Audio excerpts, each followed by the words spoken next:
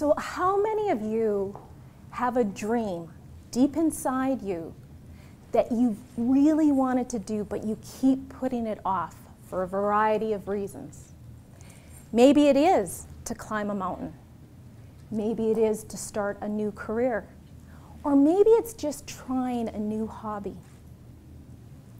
What I want you to do is I want you to connect with that dream inside you, deep inside you, while I share the lessons that I learned climbing Mount Kilimanjaro.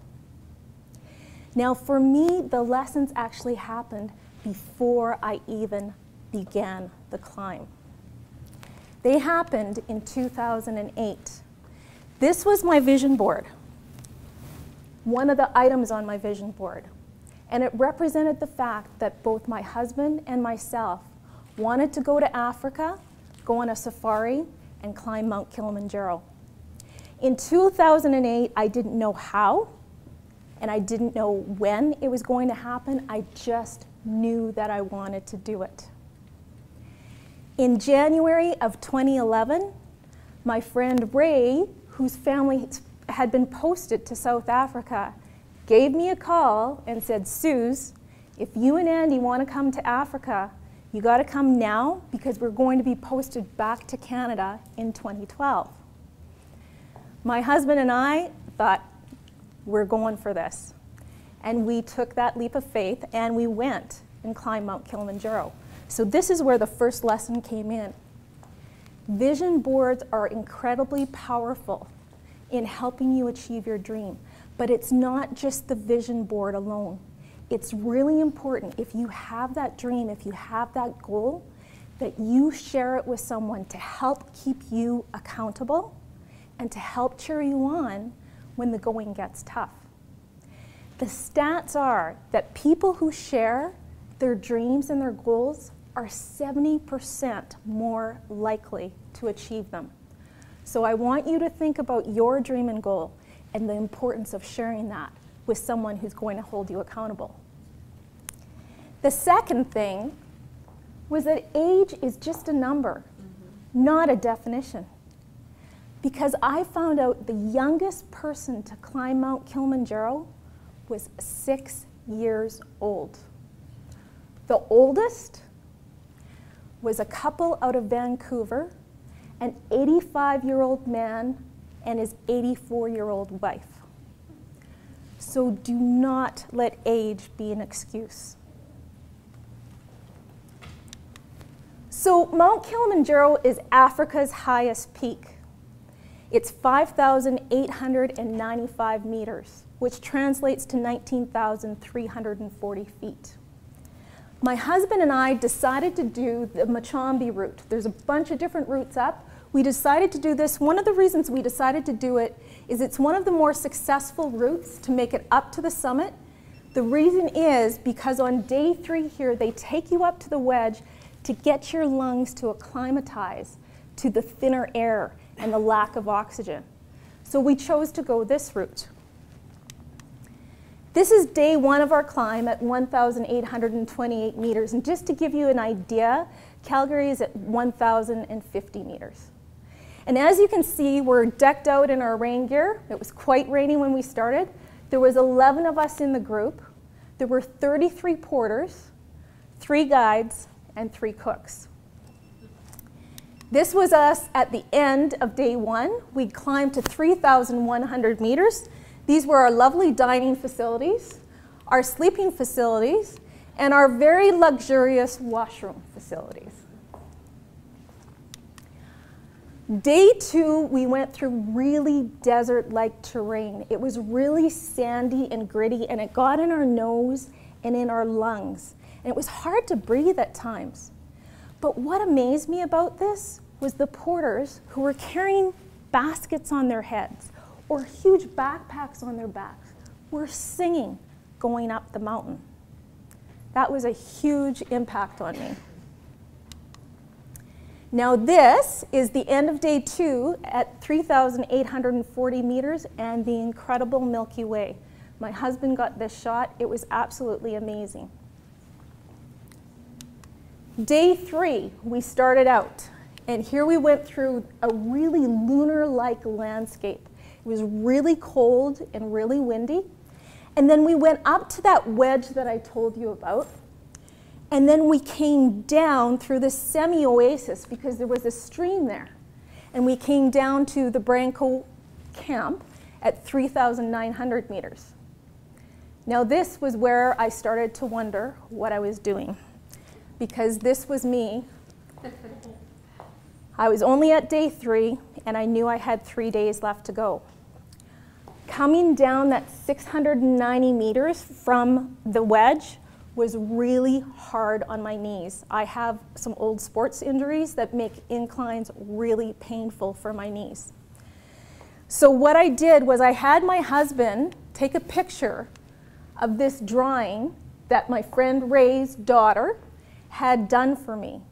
And one of the sayings on it was, "Do it for the good." She knew that I was doing this climb. I did a climb for a cause, and I raised money for a local library. So I actually went to visit the library as Susanne the Sunshine Fairy from my book, and got to meet who it was I was raising the funds for. And this is where lesson 3 comes in. When we try and help other people out, we in turn end up helping ourselves. Knowing that I was doing this climb, not only for myself, but also for this library to keep running, helped to inspire me up the mountain. That and taking a couple ibuprofen to take down the swelling. So day 4, we went up the Barranco wall, and you see here, it's quite the scramble. And a lot of us had all the technical gear, right, and we're scrambling up. You see the porters there, some of them had flip-flops. And they were literally like mountain goats going from side to side on the rocks, balancing stuff on their heads. And I thought, they must be laughing their heads off at us because we had all this tech gear and they were way ahead of us.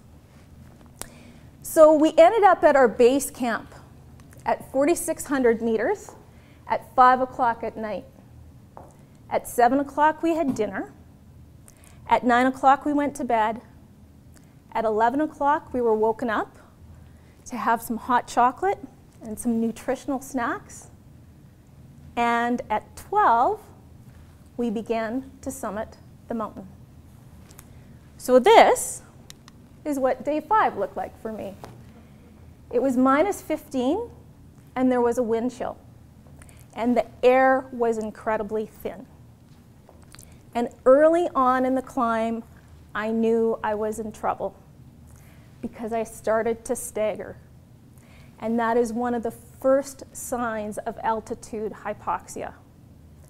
And our guide, who was incredible, at our first break, came to me and he said, "Susanne, you need to give up your day pack, give it to the assistant Eddie to let him carry it up the mountain.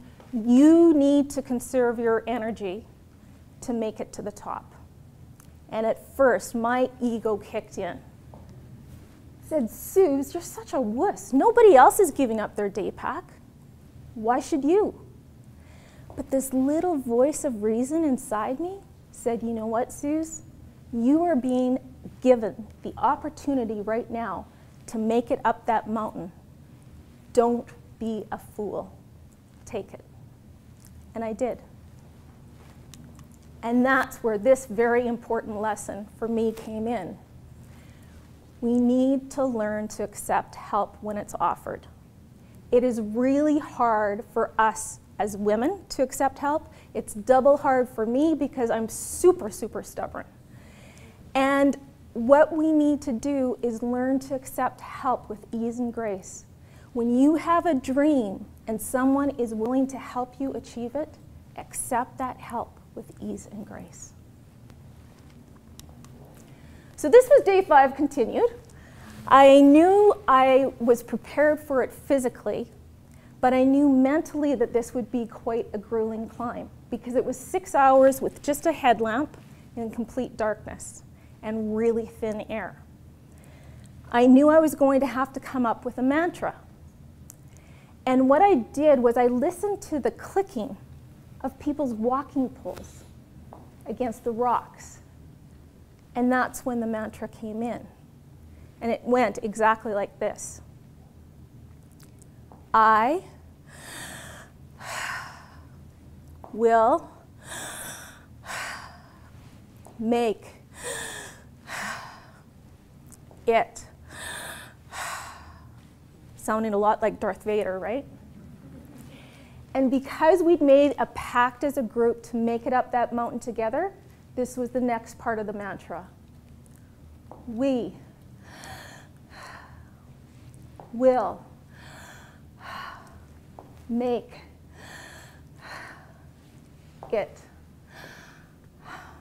Now I want you to imagine, if you will, repeating that over and over and over in your mind for 6 hours straight. That's exactly what I did to get us to Stella Point for sunrise. Now at this point, there was only 165 meters left to go to the summit. That last 165 meters took an hour to walk because we literally had no energy left. And seeing it right there was probably the hardest part. But I'm happy to say that we all made it as a group to the top. And Uhuru in Swahili means freedom. And it was an incredible feeling. But what was really interesting was I realized something when I got to the top. I realized I wasn't the only one that had to give up my day pack. In fact, over half the people had to give up their day pack, and some of them were men. So this is where a very important lesson came in for me. Stop comparing yourself to others. You kill your dreams when you do that. So stop comparing yourself to others. The other lesson that came in was just how incredibly powerful the mind is. I used a mantra to make it up that mountain. My husband, who's a marathon runner, he used a visualization. He visualized himself at the top of the summit with his hands up in the air. What you need to do is figure out what it's going to be for you. Only you know what is best for you to do. So we got to revel in our accomplishment for just under an hour, and then we needed to descend back to base camp. And this time, I accepted help with ease and grace from one of the guides. He put his arm around me, and what took me 7 hours to climb took me 2 hours to run down. In fact, my husband, who's a marathon runner, could not keep up to the two of us in front of him. So what happened when we got to base camp? We were allowed to sleep for 2 hours. We got up and had something to eat, and then we had to descend to the last camp because we had to get down to an area where there was more oxygen so our lungs could acclimatize. Now I have to tell you, for me, this was the most difficult part of the journey for me. Because what had happened in coming down that mountain so quickly, I ended up getting black toe on both of my toenails, my big toe. For those of you that don't know what black toe is, it's a blood blister underneath your toenail. So with every step I took, 6 hours down, I was banging against those blisters on my toes. And every single step hurt. And this is where a really important lesson came in for me. Growth requires us to continually change. I actually even said to our guide, "Can we just hang out here at base camp?" He said, "No." He said, "It's not safe. We have to get you down to the next camp so that your lungs can acclimatize." And it made me realize how true that is in our life. We have mountains that we're supposed to climb. We have dreams that we're supposed to achieve. But we can't hang out there because that will be the death of us.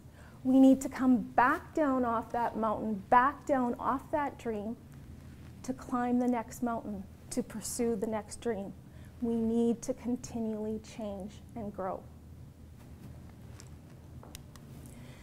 So on day 6, the final descent, it was the best part of the hike. It wasn't a steep incline. I had my 2 toes wrapped like crazy so they weren't banging as much against my hiking boots. We went back to our hotel, we celebrated with our guides, and then I returned home. And my aunt from Montreal, who thought I was absolutely insane for doing this climb in the first place, sent me a newspaper clipping about this lady in Montreal. And I read it, and man, did it touch my heart. Because this woman climbed Mount Kilimanjaro in 6 days, completely blind. I had done it for 6 hours, and it had been a grueling mental workout for me. I couldn't imagine 6 days. So this showed to me how important it is to believe in yourself and all you can do. No matter what your abilities, if you believe in yourself, you can achieve great things. So I have only scraped the surface of some of the lessons that I learned at Mount Kilimanjaro, climbing up it and climbing back down. I would love to talk with you more about it after we're finished. And I also want to wish each and every one of you all the best of success with achieving your wildest dreams. Thank you.